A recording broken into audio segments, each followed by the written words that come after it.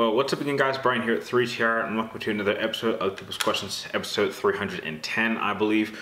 We got a much shorter episode with fewer questions this time around, which, I'm not going to complain about.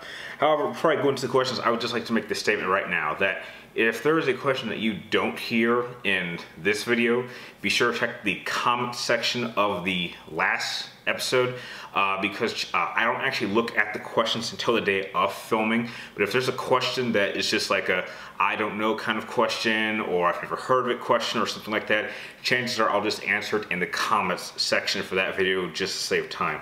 So to go into the first question, coming from the Immortal Super Being, you want to know, what is the most powerful character that Sora can ever face out of the Disney family, excluding Marvel and other companies? This is a little bit confusing. So basically, who would be the most powerful opponent he could that I can think of that he could fight that's not attached to any Disney properties? I guess in that case, I'll just throw a random name. I think the Anti-Monitor, a pretty powerful being in the DC universe. I think Soul would have his hands full with something like that. So I'll go with the Anti-Monitor. The next two questions come from the Hunter Bros, and the first one is, how many of the Final Fantasy main protagonists do I think Virgil can beat?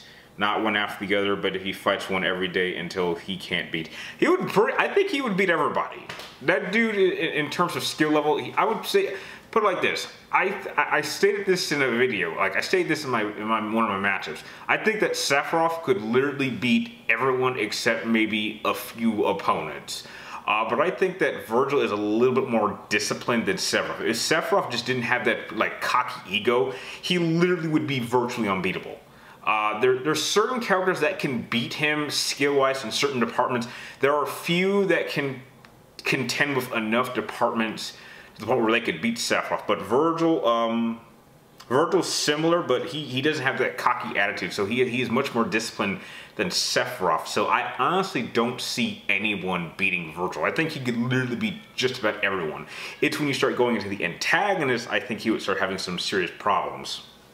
And your second question is, have I played any of the Romance of the Three Kingdom games? I think I tried playing one. I can't remember I can't remember when I played it. It was maybe, I don't know, some time ago, but I wasn't a big fan of it, so I just kind of moved on.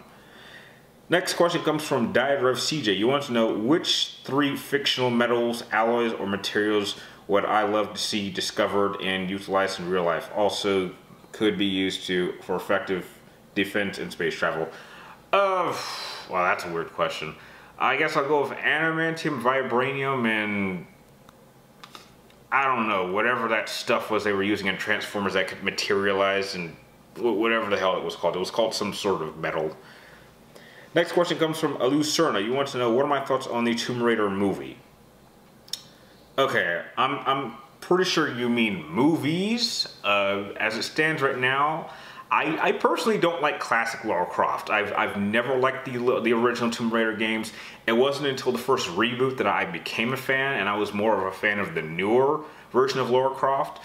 But in terms of the first two Angelina Jolie films, I didn't care too much for the first one, and I didn't even bother watching the second one.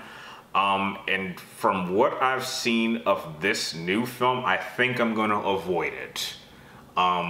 Just from the trailer, I was seeing things that had me really, really concerned. I don't want to ruin my thought pattern because I loved the first reboot Tomb Raider game so much. I still think to this day I would pick that over any of the Uncharted games. In fact, I've stated that. I think that the two Tomb Raider games combined are better than the Uncharted franchise. Despite the fact that they're both incredible franchises, I would pick Tomb Raider over Uncharted, even though I think Uncharted is still pretty damn good. Next question comes from Cassie J. Williams. You want to know, what are my thoughts on Pauly Shore? And I think I answered this in the comment section, but I just want to make this clear. I've never heard of this character. I don't know what that is, so yeah. And the last question of the episode comes from the Silver Shadow 2099. You want to know, if I could have my own personal character in a Resident Evil, Final Fantasy, or DMC, who would I rather have as my voice actor? Troy Baker, Nolan North, or Matt Mercer?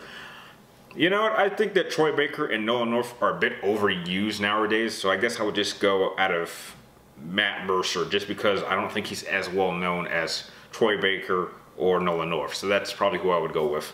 And those are all the questions for this episode. I'd like to thank the very small number of you for sending in your questions. If you guys have any more questions you would like me to answer in next week's episode, be sure to type them in the comments down below. Make sure you get them into me for next Wednesday before I start filming the next episode. And please remember, if there is a question that has more of like an I don't know kind of question, be sure to keep an eye on it, and then you probably could type in another question and I'll be able to answer that question in the next episode. So with that out of the way, I'd like to thank you guys for watching. You're awesome, and I will see you next time.